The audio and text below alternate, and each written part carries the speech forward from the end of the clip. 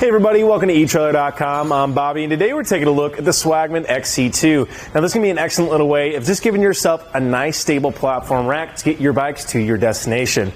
Now it's not going to be too expensive, of course, which is going to be great for yourself, and one thing that's really nice about it, it's going to be pretty modular in its own design. So what's great about it, it's going to be awesome for like city living, places where you don't have a lot of room in your garages. Maybe you are apartment living and you only have one of those like small outside closets to store all your stuff. This can be really nice because A, you can take it inside and store it in those closets with no time, as it actually is going to fold in and you can pop the back shank off, which is awesome. Or B, you could just simply store it inside your vehicle. It doesn't take up too much room, it's extremely lightweight. So that's a huge advantage with it.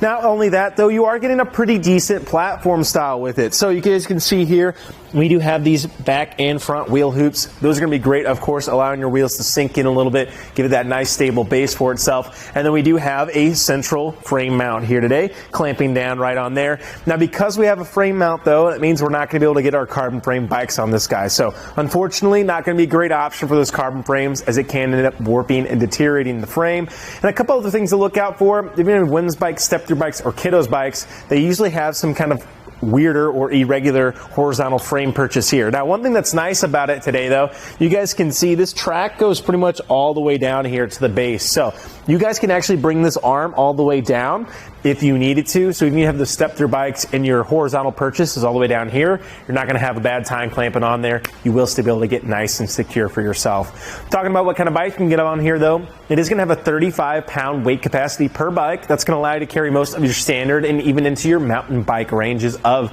bikes to get up on here, which can be great. And also, speaking about versatility, we already kind of mentioned how that central mass can kind of go up and down as much as you need it to, but these wheel hoops actually do shift as well. All you have to do, back off these guys like so. Might take me a little bit. This guy's been on there pretty good. And then you can simply shift that around to where you need to. So that's going to give you a lot of versatility for varying wheel lengths of whatever you might be taking. So you might be taking your significant other, maybe somebody else in the family consistently, but maybe you're bringing a buddy out or two. You can go ahead and actually get that changed around in no time, which makes it very versatile, which is great for ourselves. Now I will say the one thing that kind of stinks about it, don't have a way of tilting this away while your bikes are sitting on your carrier.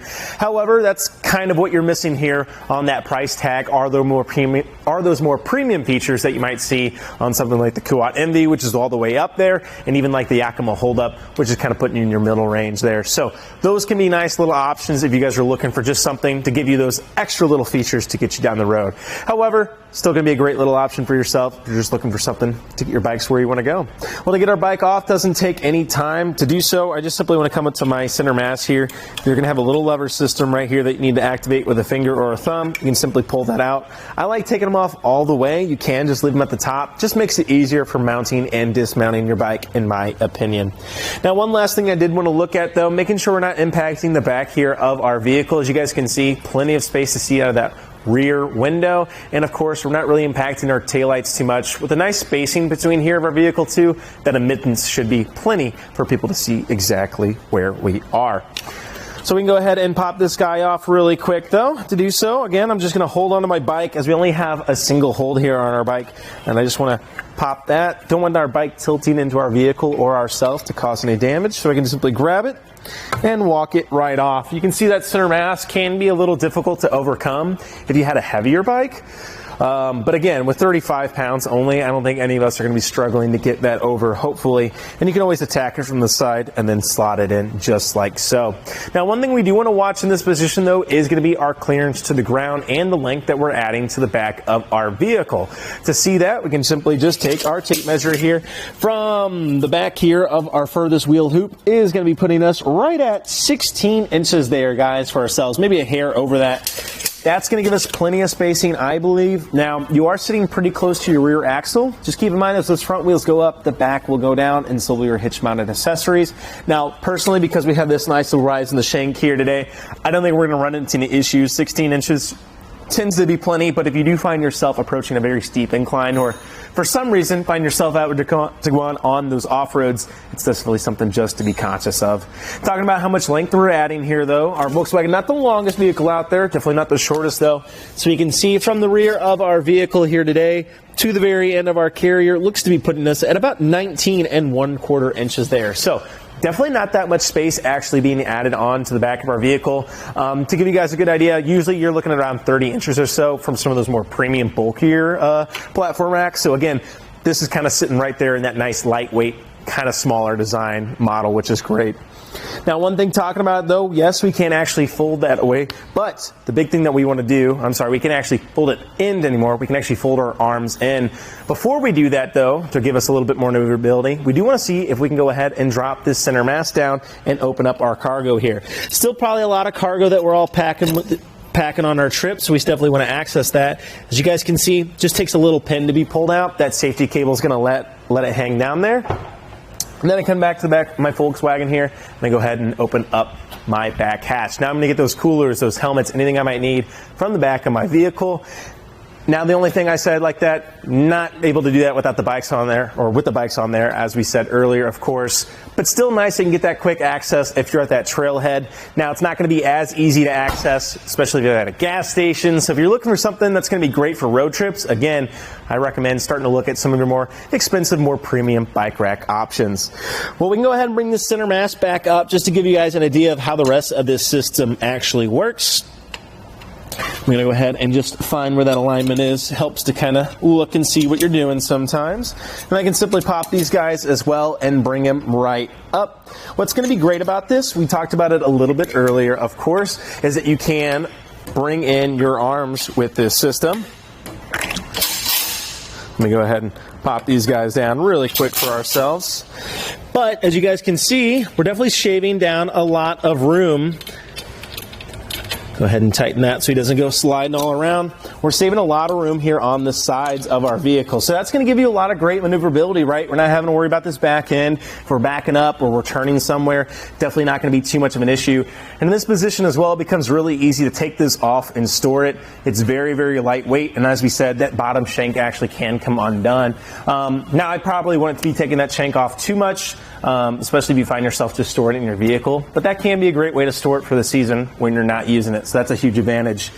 But we can go ahead and see from the inside here, you are adding just a little bit of length. It's going to be the same because you are bringing these arms in. So unfortunately, there's really no reduction other than on the sides of your carrier.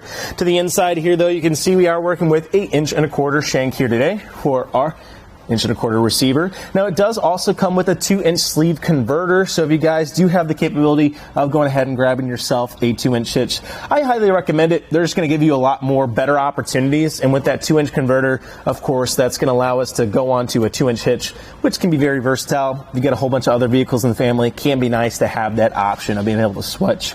Now, you guys do see here today, we have our etrailer hitch pin alignment collar. Now, this is sold separately here at etrailer.com, but it can be very nice. As you guys can see here today, could be a pain to go ahead and align this every time we want to get it set up. So now, every time I go to take this off or on, I can simply just walk it right up. My alignment pin is going to be perfectly aligned for myself, and that makes it really easy to go ahead, tighten down, and get going on the road. So that way, you're not fighting it every time, trying to find it, backing off. Of course, it is a lightweight rack as well, so a lot of us might be finding ourselves to be taking it off quite often.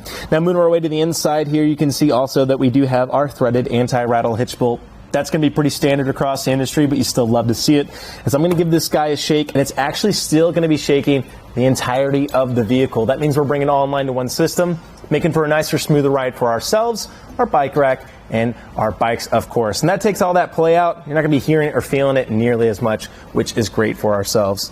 Well, guys, the XC2 is also a great little option, like I said, for yourself to get those bikes. Personally, you just find yourself starting into biking, this can be a great option, not having to break the bank, and you know you're still getting a nice, stable platform to get your bikes to and from. Now, the big things for me, though, not a lot of security measures. We don't have a cable lock. We don't even have a hitch lock to secure this guy to our vehicle. Now, there are substitutions we can make here available here at etrailer.com to get those locking options.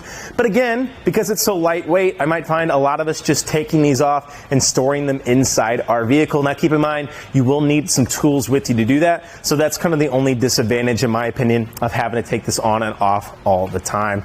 Well, guys, I think that about does it for our look at the Swagman XC2 here today on the back of our 2021 Volkswagen Tiguan. I'm Bobby. Thank you for watching. This is our test course. Let's start with the slalom.